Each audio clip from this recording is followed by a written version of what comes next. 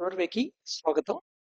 నిన్న వీడియోలో మనం ఈటింగ్ చేస్తున్నప్పుడు, తింటున్నప్పుడు, ఏదైనా ఆహారం స్వీకరిస్తున్నప్పుడు సైలెన్స్ లేదా ఆ టైంలో ఉన్న మూడ్ యొక్క ఇంపార్టెన్స్ గురించి తెలుసుకున్నాం.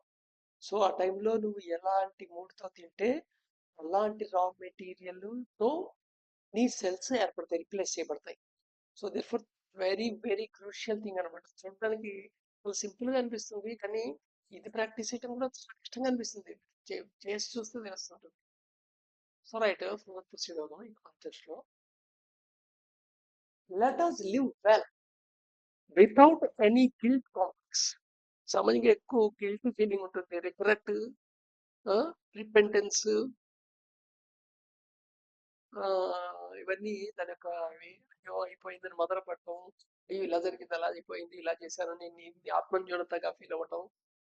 సో డిప్రెషన్ కూడా ఒక రకమైన గిల్ట్ కాంప్లెక్స్ నుంచి వచ్చేది.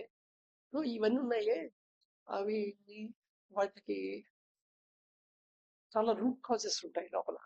సో అందుకోసమని ఆ గిల్ట్ టైంకి రాని, ఎందుకంటే అయిపోయిన విషయం గురించి కదా గిల్ట్ అవుతున్నది. అయిపోయింది, ఇప్పుడు రిపేర్ చేయలేం కదా. So let us live well without any guilt complex and let us make use of our free will in daily routine. So యాక్చువల్గా ఫ్రీ విల్ మన డైలీ రొటీన్లో వాడటానికి ట్రై చేయండి ఫస్ట్. ఇలా మనం పెద్ద పెద్ద విషయాల్లో ఫ్రీ విల్ వాడటానికి ట్రై చేస్తుంటాం, డైలీ రొటీన్లో ఎలాగ చేసినా పర్వాలేదు అన్నట్టుగా ఉంటుంది. కానీ అలా కాదు, డైలీ రొటీన్లో చిన్న చిన్న విషయాల్లో free will so well that nature may feel justified in giving us permission to use our free will in all matters, big or small. So if the living style ఎలా ఉంటే నేచర్ జస్టిఫై ఫీల్ అవ్వాలి. అయ్యో వీడికి permission ఇవ్వాలి, free will పెద్ద విషయాల్లో చిన్న విషయంలో వీడికి free will. So free will అనేది ఇష్టం వచ్చిన వాడేసేది కాదు. మన జనరల్గా ఏవైతే మనకి ఇబ్బందికరమేమో ఫ్రీ విల్ ఇస్తాం, ఆ ఫ్రీ విల్ వాడేప్పుడు ఏం చేస్తామంటే మనం మిలిటరీ డిసిప్లిన్ తీసుకొస్తాం. సో మిలిటరీ డిసిప్లిన్ తీసుకొచ్చిన తర్వాత నీ లోపల మూడ్ సెట్ అప్పుడు ఆటోమేటిక్గా ఒకటి డెసిషన్ తీసుకుందంటే మిగతా రెండు వ్యతిరేకిస్తుంటాయి. సో మెయిన్గా గిల్ట్కి మెయిన్ కారణం ఏంటంటే తప్పు చేశాననే భావం. ముందు తప్పుని తీసేయండి. ఏమిటయ్యా అంటే తప్పు సిన్ను అనేది అక్షరం అర్థం చేసుకోవాల్సింది జస్ట్ అది minus resultant intensity. So resultant intensity ఉంది, ఎస్ టోటల్ గా క్యాలిక్యులేషన్ వచ్చింది, అది మైనస్ వాల్యూ ఉంది. జస్ట్ అది ఎందుకు ఉంది అలా ఉంది? బీయింగ్ యువర్ థింకింగ్ ఇన్స్ట్రుమెంట్ యొక్క magnetic points are choosing that one compulsively or unconsciously. Using ten techniques change minus into plus. ఈ డెన్ టెక్నిక్స్ కొన్ని తెలుసుకున్నాం already, food regulation, sleep regulation, 3 step breathing, drift watching. So ఇవి కాకుండా ఇంకా తర్వాత చాలా వస్తాయి. సో వీటిని వాడి we can change minus into plus. ఎందుకంటే నువ్వు చేసిందే మైనస్, నువ్వే ప్లస్ కూడా చేయగలవు. By law of creation we are criminals. వాటిగా law of creation పరంగా తీసుకుంటే మనం క్రిమినల్ గా అనిపిస్తుంది. ఎందుకంటే మనమే కాదు, ప్రపంచంలో ఏ జీవైనా ఒక రకంగా క్రిమినల్ నేచర్ ఉంటుంది. ఎందుకంటే అది పుట్టకడానికి ఇంకో జీవిని చంపి తినాల్సిందే కదా. అలాంటి ఏది పడితే తినేమని కాదు ఇక్కడ నా ఉద్దేశం. అసలు పుడుతున్నప్పుడే 10 నెలల కడుపులో అమ్మ ఆహారాన్ని మనం లాగేసుకుంటున్నాం. అక్కడే క్రిమినల్ నేచర్ ఉంది మనకి. జస్ట్ దాన్ని సృష్టి ధర్మం యాక్సెప్ట్ చేయండి ఫస్ట్.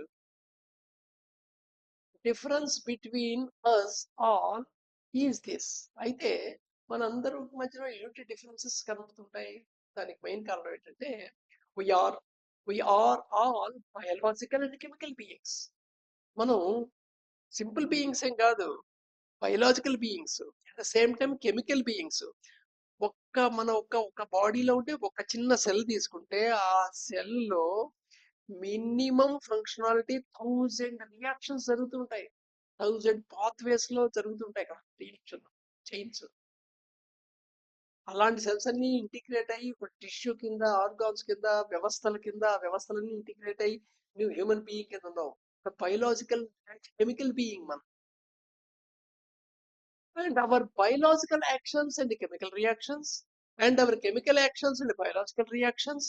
సో ఇక్కడ గమ్మత్ ఏంటంటే నువ్వు బయోలాజికల్ గా ఏమైనా యాక్షన్ చేసావు అనుకో, దానికి కెమికల్ రియాక్షన్ ఉంటుంది లోపల. సపోజ్ నీకు కోపం వచ్చింది, లోపల కోపానికి సంబంధించిన కొన్ని కెమికల్స్, హార్మోన్స్ రిలీజ్ అయి ఉంటాయి. నీకు భయం వేసింది, లోపల కొన్ని హార్మోన్స్ కొన్ని కెమికల్స్ రిలీజ్ అవుతాయి. So biological action, chemical reaction. అలాగే chemical actions and biological reactions. So లోపల ఏదో సింథసైజ్ అవుతుందో కెమికల్, ఆ సింథసైజ్ రిలీజ్ అవుతుంది, దానివల్ల నీ బయోలాజికల్ రియాక్ట్ అవుతుంది. బయోలాజికల్ గా నీకు రియాక్ట్ అవుతుంది. ఇన్స్టెంట్స్ అంటుంటాం జనరల్ గా ఇలాంటి వాటిని. So are equal and opposite. General గా ఇవి ఎలా ఉంటాయంటే వాటికి వీటికి ఈక్వల్ గా ఉంటాయి, ఆపోజిట్ ఉంటాయి. ఫోర్స్ మ్యాగ్నిట్యూడ్ పరంగా ఈక్వల్ ఉంటాయి, బట్ కానీ ఆపోజిట్ డైరెక్షన్ ఉంటాయి. ఏ ఆపోజిట్ లో ఉంటాయి? Biological actions and chemical reactions, and chemical actions and biological reactions. These actions and reactions are same in all of us. అందరిలో సేమ్ ఉంటాయి ఇవి.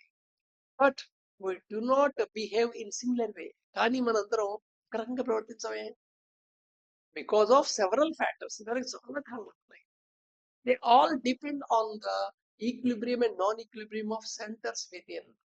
సో ఏంటయ్యా అంటే దీనికి చాలా కారణాలు ఉన్నాయి, బట్ అన్నిటికీ ఆ ఫ్యాక్టర్స్ అన్నిటి కూడా రూట్ కారణం తీసుకుంటే ఏమవుతాయి అంటే ఈక్విలిబ్రియం, నాన్ ఈక్విలిబ్రియం. దేని మధ్య ఈక్విలిబ్రియం లేక ఉంటాం, దేని మధ్య ఈక్విలిబ్రియం లేకపోవడం మన సెంటర్స్ లో. ఏ centres? Integrity centre, emotivity centre, sensovitality centre, mobility centre. వీటి మధ్య ఇంటిగ్రిటీ లేకపోవడం with in and degree of control possible. So degree of control possible. ఒక్కొక్క దాని మీద ఈక్విలిబ్రియం తీసుకురావాలన్నా లేదా దానికి దాని డిగ్రీ ఆఫ్ కంట్రోల్ ఉంటుంది, దాని పాసిబిలిటీ కూడా మారుతుంటుంది. ఆ పాసిబిలిటీని మనం విల్ ఫోర్స్ అంటామన్నమాట. సామాన్యంగా ఈ సెంటర్స్ ని ప్లానెట్ తో పోలిస్తే ప్రతి ప్లానెట్ కి రివల్యూషన్ ఉంటుంది, మాస్ ఉంటుంది. అంటే ఒక స్పీడ్ తో తిరుగుతూ ఉంటుంది, అలాగే దానికి కొంత మాస్ ఉంటుంది, కొంత పదార్థం తయారు చేయబడుతుంది ఏదైనా సరే దానికి. సో ఈ speed planet the speed of revolution ఏదైతే ఉందో ఇక్కడ సెంటర్ కి మనం ఇంటెన్సిటీ అని చెప్పచ్చు. అలాగే విల్ ఫోర్స్ ఏమో దాని మాస్ అని చెప్పచ్చు. సేమ్ జస్ట్ లైక్ ప్లానెట్స్ గ్రహాలకు ఎలాగైతే వాటికి ఒక స్పీడ్ ఆఫ్ రివల్యూషన్ ఉంటుంది అండ్ కొంత మాస్ ఉంటుందో, అలాగే ఈ సెంటర్ కూడా ఇంటెన్సిటీ ఉంటుంది అండ్ విల్ ఫోర్స్ ఉంటుంది. సో స్పీడ్ ఆఫ్ రివల్యూషన్ ఎక్కువ ఉంది ఏంటో ప్లానెట్ వేగంగా తిరుగుతుంది కదా, అలాగే ఒక సెంటర్ కి ఇంటెన్సిటీ ఎక్కువ ఉందంటే ఇది వేగంగా పనిచేస్తుంటుంది. అలాగే సేమ్ మాస్ మీద, మాస్ అనేది విల్ ఫోర్స్ అనమాట. విల్ ఫోర్స్ చిల్లగా ఒక ప్లానెట్ ఒక మాస్ మీద దాని మూమెంట్ ఆధారపడుతుంది కదా, అలాగే ఇక్కడ ఈ సెంటర్ ఈక్విలిబ్రియం, నాన్ ఈక్విలిబ్రియం ఒక బ్యాలెన్స్ లో ఇదే నుండి ఏ స్టేట్ నుండి ఎలా డిగ్రీ ఆఫ్ కంట్రోల్ పాసిబిలిటీ ఉంటుంది అనేది విల్ ఫోర్స్ మీద ఆధారపడుతుంది. ఈ విల్ ఫోర్స్ ఐ సెంటర్ కి ప్లస్ కానీ మైనస్ కానీ 400 ఉంటుంది, ఈ సెంటర్ కి ప్లస్ కానీ మైనస్ కానీ 150 ఉంటుంది, ఎస్ సెంటర్ కి ప్లస్ కానీ మైనస్ కానీ 150 ఉంటుంది. అదే మొబిలిటీ సెంటర్ కి ప్లస్ కానీ మైనస్ కానీ 100 ఉంటుంది, ఇన్ సెంటర్ కి ప్లస్ కానీ మైనస్ కానీ 200 ఉంటుంది. ఇక్కడ మీరు ఈ వాల్యూతో ఇంతకు ముందు వచ్చిన వాల్యూలకి కన్ఫ్యూజన్ అవ్వద్దు, ఎందుకంటే ఇంతకుముందు చెప్పిన ఇంటెన్సిటీ వాల్యూస్ ప్లస్ 2000 నుండి మైనస్ 2000 మధ్యలో దాని యొక్క ఇంటెన్సిటీ రైజ్ అవుతుంది డీకోడింగ్ అవుతున్నప్పుడు అని తెలుసుకున్నాం. అలాగే ఈ సెంటర్ కి, అదే ఈ సెంటర్కి వచ్చేసి ప్లస్ 4000 నుండి మైనస్ 4000 మధ్య అని అజ్యూమ్ చేసుకున్నాం. అలాగే ఎస్ సెంటర్కి వచ్చేప్పటికి మనం ప్లస్ 8000 నుండి మైనస్ 8000 మధ్యలో ఎదురవుతుంది డీకోడింగ్ ప్రాసెస్ లో. అలాగే ఎం వచ్చేప్పటికి మైనస్ ఉంటుంది, దానికి ప్లస్ 0 నుండి 2000 ప్లస్ 2000 మధ్యలో ఉంటుంది అనుకున్నాం. అది డీకోడింగ్ ప్రాసెస్ లో అవి ఎంత ఇంటెన్సిటీకి రైజ్ అవుతాయి. ఇంపల్స్ లోపలికి వచ్చింది, డీకోడ్ అయింది, ఎంత ఇంపల్స్ పైకి రైజ్ అవుతాయి, అది అక్కడ చెప్పింది. ఇక్కడ చెప్తుంది విల్ ఫోర్స్ గురించి చెప్తున్నాం అనమాట. అక్కడ ఇంటెన్సిటీ గురించి చెప్పాం, అక్కడ విల్ ఫోర్స్. అక్కడ ఇంటెన్సిటీ రేషియో ఎలా ఉంటుంది? 2:4:8:2 ఉంటుంది. బట్ యాక్చువల్గా ఎంత ఉండాలి? హార్మోనిక్ గా ఉండాలంటే అవి 5:2:2:1 ఉండాలి. సో ఇక్కడ విల్ ఫోర్స్ చెప్తున్నమాట. ఈ విల్ ఫోర్స్ చాలా ఇంపార్టెంట్. మనం అంటుంటాం కదా, ఇష్టమైన అనుకు చేద్దాం అనుకున్న బలవంతంగా చేస్తామా లేదా అనేది దీని మీద ఆధారపడుతుంది. సో విల్ ఫోర్స్ వాల్యూలు ఏంటి ఒకసారి మళ్ళీ చూసుకుందాం. I centre plus or minus 400, E centre plus or minus 150, S centre plus or minus 150, M centre plus or minus 100, N centre plus or minus 200. రేపు వాళ్ళ కంటిన్యూ చేద్దాం.